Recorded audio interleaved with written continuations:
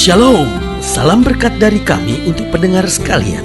Saat ini pendengar akan diberkati dengan program Hari Ini Harinya Tuhan bagian yang ke-8. Sebuah program rohani tentang doktrin Alkitab yang menolong kita untuk semakin tertanam dalam kebenaran firman dan bertumbuh dalam kemuliaan. Bersama hambanya, Pendeta Gilbert Lumwendong, STH.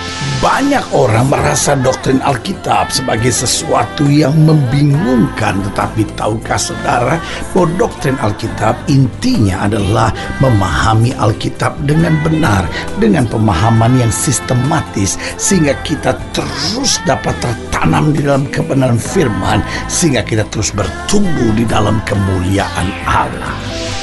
Buka hati saudara sekalian untuk menerima berkat-berkat firman-Nya hari ini.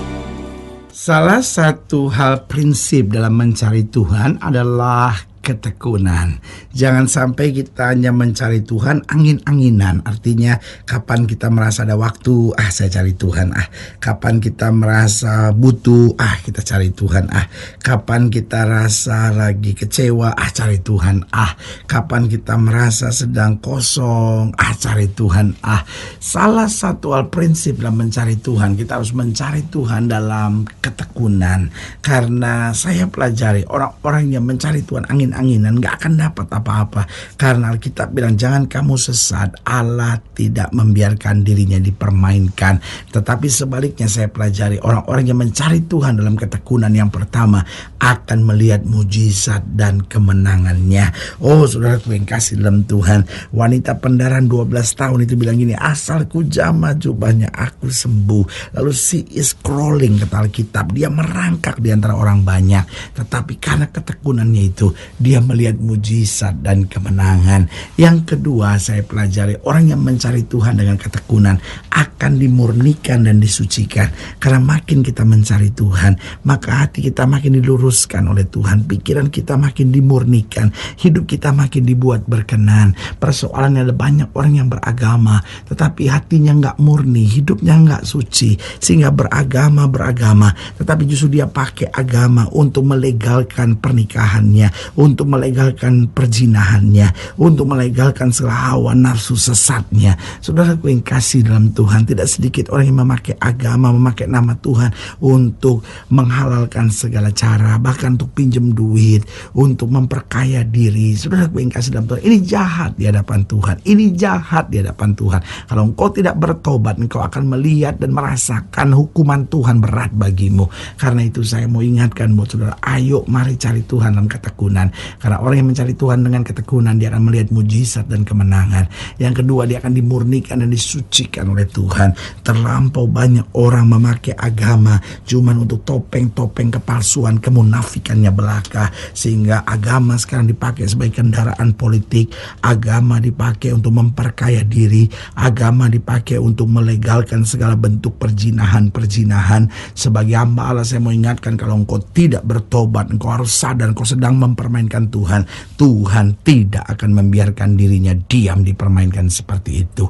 Yang ketiga saya pelajari, orang yang mencari Tuhan dalam ketekunan akan dikuatkan dan diteguhkan dalam segala masalahnya, dalam segala persoalannya. Itu sebabnya Ayub mencari Tuhan, dan kita lihat ketika dia kehilangan segala-galanya, istrinya sudah berkata, Ayub kutuki Allah dan matilah. Tetapi Ayub berkata, Tuhan yang memberi, Tuhan yang mengambil, terpujilah nama Tuhan. Berarti orang yang mencari Tuhan dalam ketekunan, yang pertama akan melihat mujizat dan kemenangan, yang kedua akan dimurnikan dan disucikan, yang ketiga akan dikuatkan dan diteguhkan, dan yang keempat, orang yang mencari Tuhan dengan ketekunan akan dituntun dan disertai dalam segala hal. Karena dia Allah Immanuel, dia Allah yang menyertai langkah-langkah kita. Dan selama Tuhan menyertai kita, saudaraku, kita tidak pernah perlu takut. Alkitab berkata, jika Allah di pihak kita, siapakah yang dapat melawan kita? Haleluya. Selamat datang dalam program kita Hari Ini Harinya Tuhan, sebuah program rohani yang kembali mengingatkan kepada kita betapa pentingnya kita menjadikan firman Tuhan sebagai dasar kesadaran keseharian hidup kita. Karena selama kita jadikan firman Tuhan sebagai dasar keseharian hidup kita, langkah-langkah ke depan kita penuh dengan kepastian, kemenangan, berkat, mujizat, dan perkara-perkara besar. Haleluya. Dan dalam program ini kita sedang membahas memang tentang tidak tekun mencari Tuhan. Karena yang penting dalam mencari Tuhan, yang prinsip dalam mencari Tuhan adalah ketekunan. Karena mencari Tuhan tanpa ketekunan hanyalah sebuah permainan. Tetapi mencari Tuhan di dalam ketekunan menuntun pada kemuliaan. Haleluya. Nah, saudaraku yang kasih dalam Tuhan, dalam program hari ini, dalam pembahasan kita tentang tidak tekun mencari Tuhan, kita sedang mau sama-sama belajar dari 2 Tawarikh pasalnya 12, 2 Tawarikh pasal 12 ayatnya yang ke-13, 2 Tawarikh pasal 12 ayat 13 sampai ayatnya yang ke-16, 2 Tawarikh 12 ayat 13 sampai 16, masih di bawah judul perikop Sisak menyerang Yerusalem. Demikianlah firman Tuhan.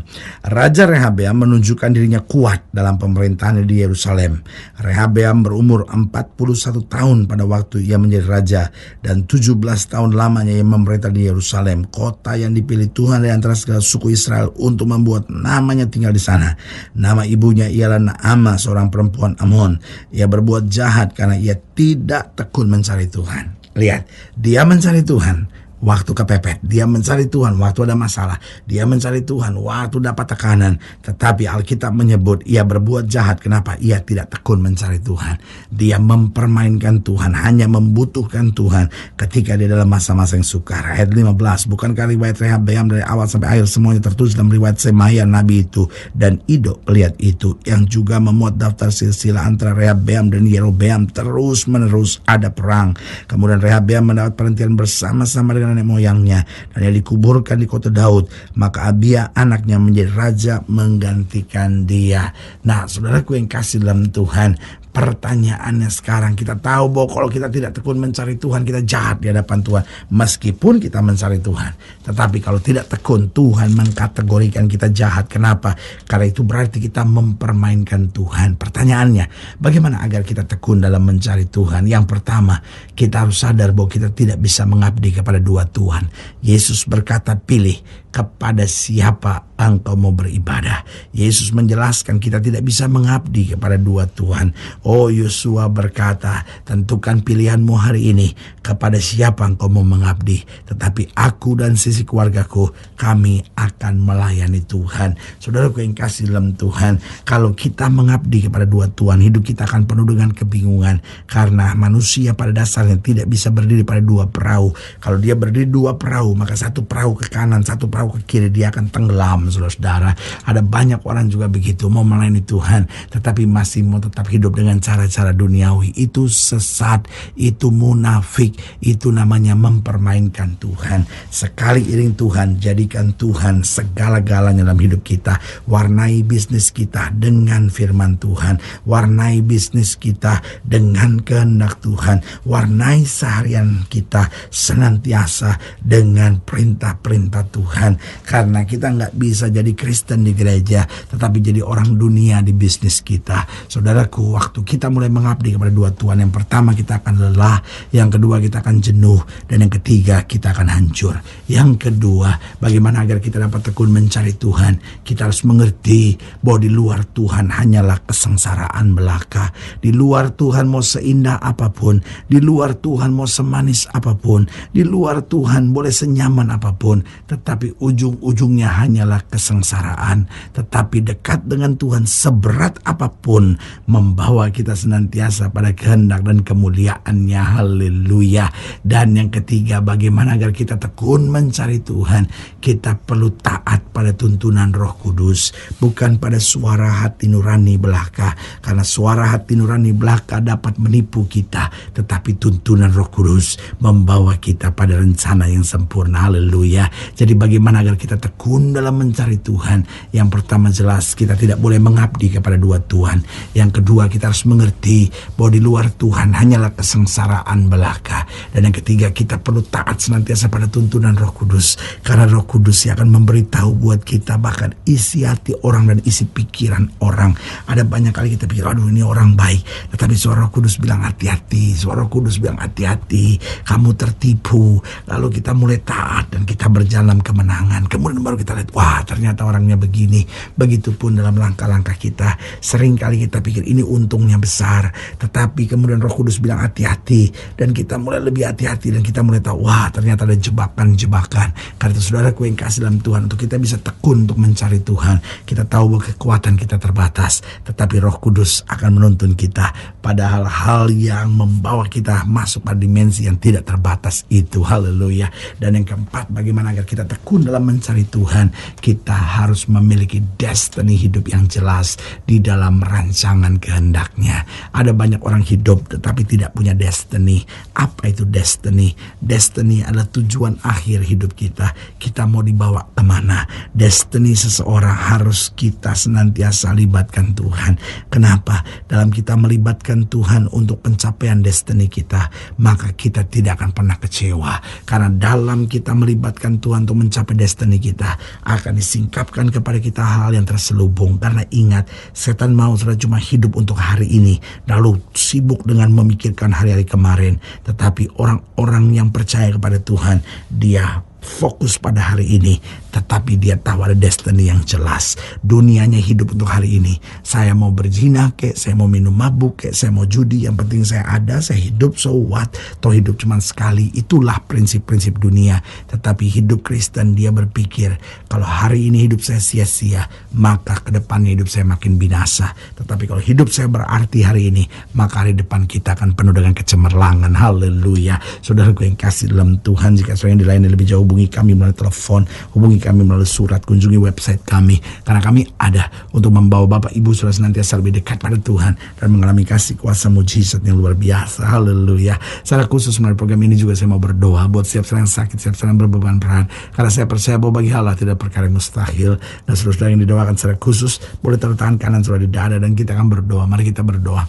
Bapa, dalam nama Yesus, hamba doa buat yang sakit, hamba doa buat yang berbeban berat, hamba doa untuk setiap mereka sedang menghadapi masa-masa yang sukar, karena hamba percaya bahwa bagi Allah tidak perkara yang mustahil. Bapa, hamba berdoa di dalam nama Yesus, Tuhan jamah yang sakit, Tuhan sembuhkan, yang lemah Tuhan kuatkan, yang susah Tuhan hiburkan, yang jatuh Tuhan angkat. Bahkan mereka yang taruh tangan kanannya di dada, karena mungkin selama ini hanya mencari Tuhan di masa-masa tertentu, tidak mencari Tuhan dalam ketekunan. Hamba berdoa di dalam nama Yesus, Tuhan jamah, sehingga anugerah kasih karunia berkat kuasa Tuhan bekerja sempurna dalam kehidupan mereka, dan mereka melangkah dalam rencana Tuhan. Di dalam nama Yesus kami berdoa. Haleluya. Amin. Saudara yang kasih dalam Tuhan, kita sudah berdoa. Ingat, Allah tidak pernah lalai menepati janjinya. Inilah saatnya buat kita untuk bangkit, bersemangat, bersuka cita dalam menghadapi segala perkara. Karena kita tahu Yesus hidup, Yesus berkuasa, dan selalu menyediakan yang terbaik buat anak-anaknya. Doa saya menyertai saudara. Sampai berjumpa pada program berikut, dan jangan lupa jadikan hari ini harinya Tuhan. Haleluya.